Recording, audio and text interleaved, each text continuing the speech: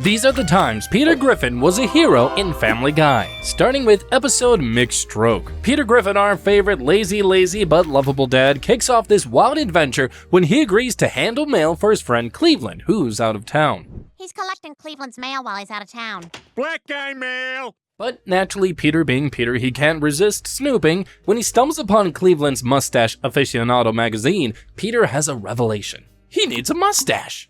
What class, what grace, and all because of a little upper lip hair. Soon, Peter's lip gets a new furry friend, and he's in love with it.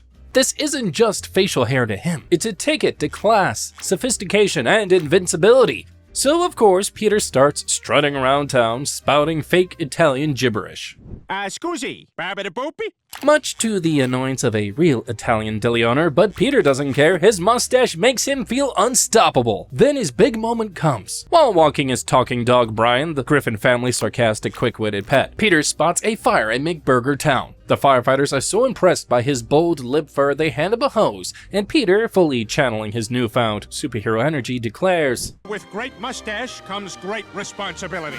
He leaps into action, saving the day by rescuing the manager inside, but alas, the flames cruelly singe off Peter's beloved mustache. Heartbroken but hailed a hero, Peter is rewarded with a lifetime supply of McBurger Town burgers. Things take a turn when Peter, in true over-the-top fashion, devours 30 burgers in one sitting. The result? A stroke that paralyzes the left side of his body. For 3 months, Peter struggles to adapt. He insists on driving his car and promptly crashes it. Frustrated, Peter vows revenge on McBurger Town, blaming them for his condition. In a lucky twist, he waltzes into a stem cell research center and walks out completely healed after just 5 minutes. At dinner, he announces that he's going to sue McBurger Town for his ordeal. Brian reminds him, Peter, you ate 30 hamburgers. It was your own fault. Unsurprisingly, Peter's case falls apart faster than his burger binge, with McBurger Town's legal team wiping the floor with him. Peter refuses to back down, so he ropes Brian into joining him on a mission to expose McBurger Town. Disguised as wealthy Asian businessmen, they charm their way into a factory tour. When their guide conveniently leaves to use the bathroom, Peter's curiosity gets the better of him, ignoring the restricted sign on a mysterious door. They sneak in and uncover McBurger Town's horrifying secret: a cruel slaughterhouse. Inside, they meet a surprisingly eloquent talking bull named Mr. Cow. He spills the truth about the company's brutal operations and the harmful effects of its food. Peter, this is it. This is the evidence you've been looking for. With this bombshell, Peter and Brian cut a deal with Mr. Cow, freedom for the bull in exchange for exposing the burger giant. What follows is a chaotic slapstick chase as guards pursue the trio through the facility, and in the end, they escape and blow the whistle on McBurger Town. Thanks to their efforts, the company's reputation takes a nosedive. At the end of the day, Peter might not have his mustache or won his lawsuit, but he did find justice in a totally Peter way. Alright, next on the list is Cop and a Halfwit. Great episode, where Peter and his friend become heroes together. It all begins when Joe gets stuck doing boring errands at work, like buying paper and taking care of a gerbil, leaving his friends worried. Peter especially can't believe it. Joe used to be the badass cop everyone respected. Joe tries to defend his desk job, claiming that he's still an important part of the force. I go through all the body cam footage and take out all the parts where the cops go pee-pee. So you just erasing cop wieners all day? After Joe leaves to get back to work, Cleveland expresses his doubt that Joe is all happy just doing desk work, and Peter agrees. The next day, Peter's car breaks down and Joe offers him a ride. When a call comes in about suspicious drug activity, Peter convinces Joe to check it out. While Joe's ready to wait for backup, Peter goes rogue, grabbing Joe's gun and charging in. Reach for the stars. What? I think he's telling us to follow our dreams. Amazingly, they catch the crooks red-handed, but when Peter hears the sound of flushing, he thinks they're trying to destroy evidence. Turns out someone was just using the bathroom. Oops. Joe freaked out, worried he'd lose his job and end up back as a magician's assistant, which is a big nub, especially since he can't wiggle his toes. Instead of getting fired, Joe is praised by his captain for taking down a huge drug ring. When asked how he did it, Joe decides to take all the credit, leaving Peter out of the story. With the department impressed, Joe doesn't have to do errands anymore. Later, Joe approaches Peter and invites him to do police work with him, saying it'll be their little secret. The two team up, taking down criminals, and Peter is especially talented with his disguises. Joe starts enjoying the newfound fame. He's on the news, getting recognized for single-handedly reducing crime by 75%. Meanwhile, Peter is shocked when he sees the mayor give Joe a certificate of merit on TV. I declare this hero cop open. Whoa, sweet bod. You lift, bro? Peter can't believe it. Joe's hogging all the credit. He feels like Joe got famous by tricking everyone. Meanwhile, at the department, Joe is handed a huge stack of cases that he and Peter cracked together. Oh, great. Now I'm gonna go ahead and brood over a photo of the girl whose case was the one I couldn't solve. And just then, Peter bursts in, demanding some credit. When Joe refuses to publicly acknowledge his help, Peter starts blackmailing him, insisting he deserves some perks. But surprise! It's actually Quagmire in disguise. He reveals that Peter asks him to pull off the stunt. Later, when Joe gets home, Peter declares that he wants to do a supermarket sweep inside Joe's house, but Your stuff sucks. I didn't need the full minute. Peter continues to blackmail Joe, pushing him to the edge, and just as Joe's about to confess everything, for old time's sake, Joe teams up with Peter for one final showdown, and Peter agrees. Yes! All right, let's do it. Let's go be heroes. Peter's all pumped up because he Vic Vapoed his crotch and managed to get some on his eyes. Half blinded, he jumps out and fires wildly. He stumbles into the store only to be pepper sprayed by Carl the clerk. My already irritated eyes! Now completely blind, Peter gets captured by the robbers along with Carl, and Joe, realizing he has no time to wait for backup, takes matters into his own hands. With a surprise attack, he takes down the robbers and rescues Peter and Carl, regaining his confidence as a real cop. As the dust settles, a girl appears, resembling someone from the cold case Joe couldn't solve. He doesn't recognize her and dismisses her, telling her to move along. You're right, Peter. I'm a pretty good cop.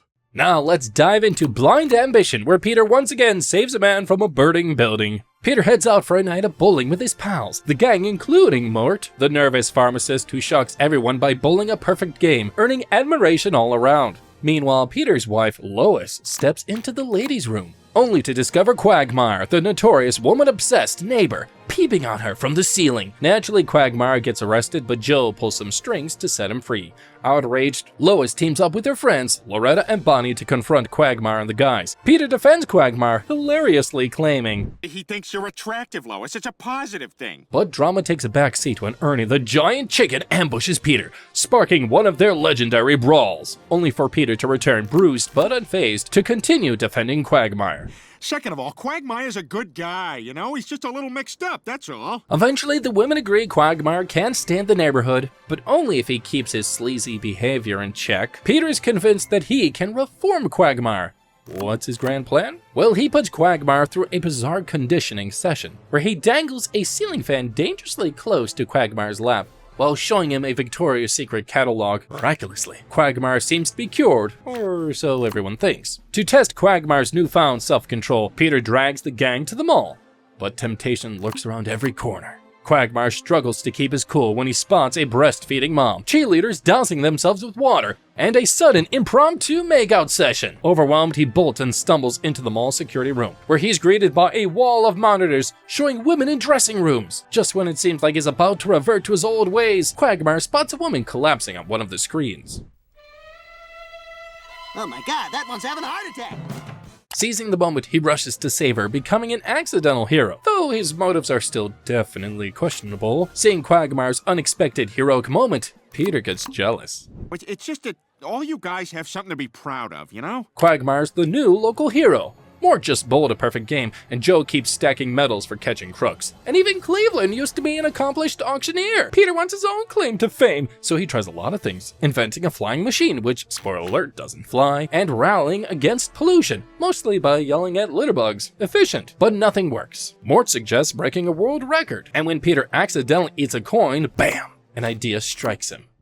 I am gonna eat more nickels than anyone has ever eaten before. It's completely absurd, but Peter's never one to back down from a good challenge. But soon, Peter's reckless feat lands him in trouble when he loses his sight from nickel poisoning. After mistaking Chris for Lois, Peter ends up getting a seeing-eye dog named Brutus. And to make matters worse, disaster strikes at the Drunken Clam, the gang's favorite hideout. Adding to the chaos, God himself, yes, the G.O.D., accidentally zaps a woman with lightning while trying to flirt, sparking a blaze, and inside the bartender Horace is trapped. Peter, unable to see what's going on, ties his guide dog Brutus to a nearby hobo, who gets dragged away, stumbles inside the burning bar, and after hearing Horace's cries, manages to pull him to safety just in time, and immediately he gets interviewed.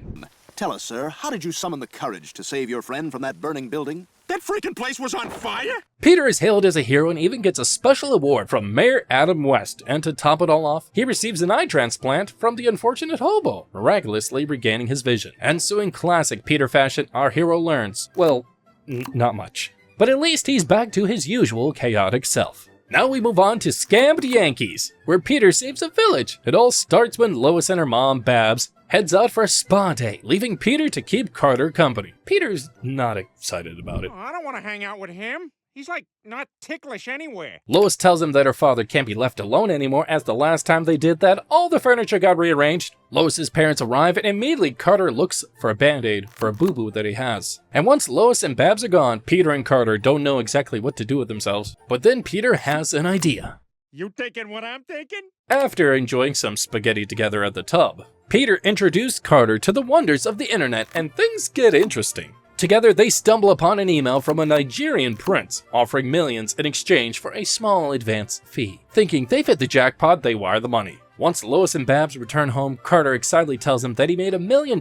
Peter informs them about the email, only to be told that they fell for a scam. Carter is furious, and even though Peter apologizes, Carter vows to get his money back and insists they go to Africa together to confront the scammers. Africa? We're going to Africa? I wonder if it will change us. And for a moment, Peter imagines himself as an old nun in Africa, taking care of kids for 50 years. The next day, Carter arrives to collect him for the trip. Peter doesn't tell Lois where they're going or what they're up to, and with that, the two set off on their wild revenge quest to confront the scammers. When they arrive, they immediately run into a group of armed men, forcing young boys into child soldier roles. But they press on, eventually reaching the village where they sent the money. There, they're captured by armed villagers, but when Carter reveals who he is, everything changes. Turns out the money that Carter sent helped the village tremendously, and they see him as a hero. No, you see, no one will actually give money to Africa unless they are tricked into it. Carter demands his money back and insists the scammers tear down their homes and community. Peter can't believe Carter's selfishness and tries to stand up to him, but the stubborn billionaire bribes the villagers to lock Peter up again. Now stuck in a hut, Peter decides to channel his frustration into writing a dramatic memoir about his time in captivity. Chapter 1. Harry Potter's aunt and uncle were super mean. And upon completing his memoir, he hands it to a monkey to deliver it to a French-Canadian flight attendant, who then spreads Peter's story worldwide. And Lois soon hears that her husband is falsely imprisoned by her father in Africa. For God's sake. I bet there's not one word about you in that book. Lois rushes over to Africa and confronts Carter, demanding he release Peter and to help rebuild the village. Just in time, too. Lois stops Carter from having Peter shot under his orders. After Peter is freed, Carter admits he's struggling with aging and can't be trusted alone anymore. In a rare moment of humility, he agrees to send money to help rebuild the village and even apologizes to Peter. And to finish off the episode, Peter takes a picture kneeling in front of the village, ready to brag about how good of a person he is. And now it's time for Jolo, where Peter accidentally saves a kid. The episode begins with Peter and his friends at the Drunken Clam. Out of nowhere, all four of them suddenly crave pudding, and they chalk it up to the new billboard nearby advertising the delicious treat. They decide to check it out, and eventually the group argues about whether there's real pudding on the billboard or not. Peter, never one to back down from a ridiculous stunt, climbs up to investigate. But surprise! Instead of pudding, Peter finds a missing child. Oh my God, Peter! That's the lost Nicholson kid! He's been missing for a week! The town cheers him a hero, and Peter gets the key to the city. Joe, however, is crushed. Wow. 20 years on the force and no one's ever clapped for me. Despite his years on the police force, he's never received such recognition. Inspired by Peter's impetuousness, Joe decides to follow suit. He impulsively quits his job and leaves his family. Lois feels bad for Joe and his family, but Peter's not too concerned. Still, he and the guys pay Joe a visit at his new apartment and find him living it up like never before. Joe's living his dream life, but things take a strange turn when Joe invites them on a wild road trip to Niagara Falls. Joe's antics soon start to worry them. He's cow-tipping, crashing college parties, and acting recklessly. And at the falls, things get downright alarming, and he tells his friends, Didn't I tell you guys it's the most magnificent place in the world, and the greatest place to end it all? Goodbye, fellas. Joe's dramatic leap off the edge sends everyone into a panic, but to their shock, they soon hear him cursing from below. Turns out he snagged on a tree just before falling to his doom. Relieved, his friends rush to get him rescued, though they're still reeling from the close call. Once back safely on solid ground, Joe opens up to his friends, revealing his deep insecurities. He feels worthless. He's a cop who can't save anyone, and worse, a man in a legless marriage. His friends rally around him, trying to cheer him up with compliments. However, despite their efforts, Joe is still consumed by his despair and attempts another leap. I stink at this. Determined to keep Joe safe, the guys time up. Smart move. They're on a mission to get Joe some help. But there's one thing standing in their way: the tickets to the Aero car they just bought. Not wanting to waste the opportunity for fun, Peter, Quagmire, and Cleveland convince each other to take a quick ride before they head home. Despite being bound, Joe isn't giving up on his escape plan so easily, and he tricks Peter into opening the aerial tram door, trying to jump again. Quagmire rushes to stop him, but in the ensuing chaos, all three of the guys, Peter, Quagmire, and Cleveland, are flung out of the tram and plummet straight into the water below. And now it's Joe who has to come to the rescue. Using his wheelchair like a pro, he zips down the line and races along the shore to reach his floundering friends. With impeccable timing, he throws himself toward a tree branch, dangling just low enough for Peter, Quagmire, and Cleveland to grab onto. After dragging his friends to safety, Joe has a moment of realization.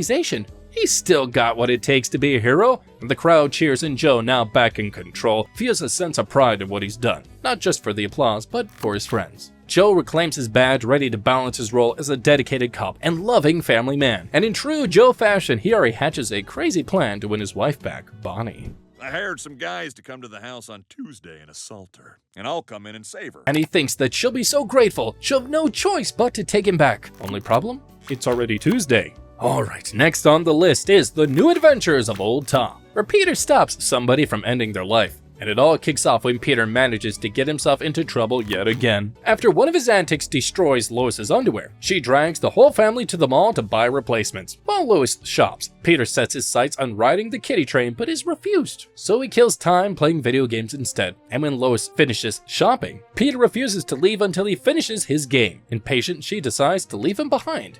Realizing too late though that his family is gone, Peter panics. And now cue Peter frantically searching for Lois, shouting her name, and to his surprise, another guy is also looking for Lois, reasoning that if she married Peter, he might have a shot too. Eventually, the mall closes, leaving Peter alone in the empty space. Spotting the kiddie train that he wasn't allowed to ride earlier, Peter hops aboard and he quickly loses control as the lights go out, chugging wildly through the night. By morning, Peter's overnight mall adventures becomes breaking news. However, Lois's attention is drawn to the dashing new reporter, Dallas Portland. She calls Bonnie. Yes, I'm so sorry about Peter. I'm sure he'll be fine. But did you see that sweet new piece of ass, Dallas Portland? Feeling invisible, Peter complains about it at the Drunken Clam, where he meets Tom Tucker, the longtime news anchor with a classic mustache and a knack for dramatics. Tom's down in the dumps because Dallas, with his charming good looks, seems poised to replace him. Peter and Tom decide to team up to revamp Tom's image and show he's still the cool choice. Their first idea,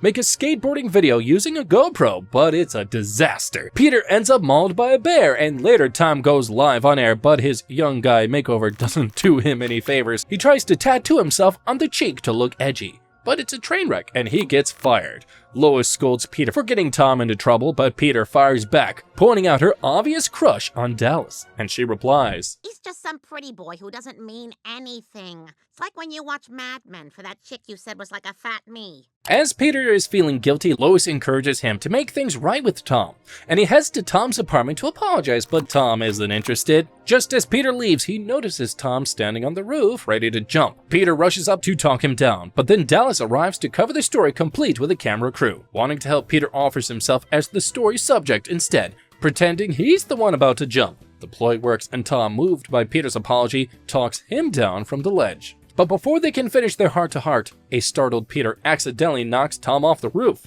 But don't worry, he miraculously lands safely on a group of people below. The whole ordeal gives Tom sky-high ratings, and soon he's rehired at the news station. Just as things begin to settle down, though, the stranger from the mall shows up in a helicopter, hoping to woo Lois. And her response? I know I'm a nerd, but I have like a thing for rich guys. The episode's message? Peter's got his faults, but he's got heart, though he might just need to work on his timing. Next up, we have Happy Halloween, where Peter saves his own family. The episode starts with Peter being in no mood for the Halloween carnival that he's been dragged into with his family. While Lois and the kids are enjoying the festivities, Peter is grumbling, and Lois finally snaps and tells Peter, Oh, for God's sakes, Peter, I am so tired of you not making an effort to be a part of this family. So Peter reluctantly goes through the house of unskippable podcast ads, ending up in the hallway of holograms. Here Peter meets a quirky scientist who owns a gadget called the HoloMaker 9000. It's a futuristic machine that creates fully interactive holograms. So, you're saying I can have something that looks exactly like me seem like it's enjoying spending time with its family? Precisely. And of course, Peter is sold! He starts unbuttoning his shirt to trade it for the gadget. Peter sneaks the HoloMaker home and creates Holo Peter to do all his household chores while he kicks back and relaxes. He even observes for a while to make sure that Holo Peter does a great job pretending to be him. So, Peter's brilliant plan unfolds. While Holo Peter dutifully does chores, Peter lounges around town, free as a bird. But after 3 days of bliss, he staggers home in a tipsy daze only to find his family is happier without him. But what really irks him, he catches Holo Peter getting cozy with his wife, Lois. What the hell? No one kisses my wife except begrudgingly me! Peter immediately confronts his hologram, and at first, Holo Peter agrees to sort things out peacefully. But Holo Peter has other plans. Playing along, he follows the real Peter to the basement, only to knock him out with a cup. When Peter regains consciousness, he's tied up, and Holo Peter makes his intentions clear, declaring that he loves the family more than Peter ever could. The hologram locks him in the basement and sets out to take over his life for good. At first, no one in the family notices the switch. Holo Peter is polite and acts like the perfect Peter, but then... Well, we had meatloaf tonight, so I guess I'm in for a Dutch oven. What's a Dutch oven? Lois quietly notices something strange about Peter's sudden too-good-to-be-true behavior, like him flossing his teeth for the first time ever. Suspicious. She pieces together Holo Peter's true identity and tries to warn the family, but before they can escape, the hologram reveals his sinister side, trapping everyone in the house. With the family under his control, Holo Peter's unsettling plan to take over their lives seems almost complete.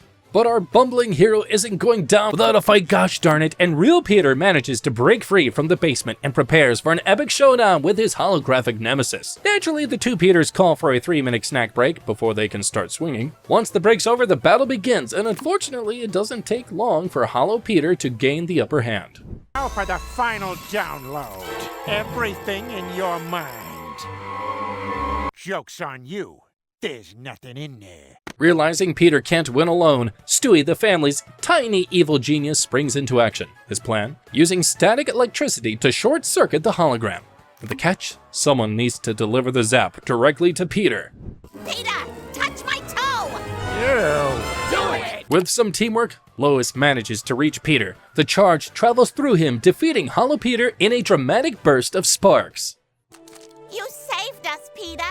With a relieved family hug, they celebrate Peter's victory, and he promises to try to be, well, half as good as Holo Peter. Later, just to keep everyone guessing, he casually suggests a family activity. His family gets suspicious again, and wonder, could it be another hologram? Now let's move along to BFFs, an episode from the Cleveland show where Peter steps up to save a friend. It kicks off when Cleveland, feeling a little underappreciated, gathers with his friends at the Broken Stool. He's heard that no one noticed he was sick. Even worse, he learns that Peter, his longtime best friend, had been in stool bed for 4 days and didn't even bother to stop by. Ouch. Well, if you'll excuse me, I'll be in my sad sack. That night, Cleveland tries calling Peter over and over, but his calls go unanswered. He's crushed. Confiding in his wife, Donna, Cleveland vents that Peter is his best friend. He even has a tattoo of Peter's name on the inside of his lip, and Donna suggests that Cleveland move on. But Cleveland's not taking advice from someone with no friends. Peter Griffin is my best friend, and I'm going to get him back. He remembers all the good times with Peter, maybe even shedding a tear or two along the way. When he arrives, he's ready for a confrontation. Peter tries to dodge him, but eventually caves in with one ridiculous excuse after another. Yeah, my phone died of AIDS. AIDS is no longer a death sentence. Peter tells Cleveland that he's moved on and suggests Cleveland do the same. Bluntly, he tells him they're not friends anymore. Hurt, Cleveland turns to his friends at Stoolbend, Tim, Lester, and Holt, for some bonding. Soon the group decides to take their friendship to the next level with a camping trip, led by the legendary wrestler Ric Flair. Now put on your wigs and have fun in your canoe!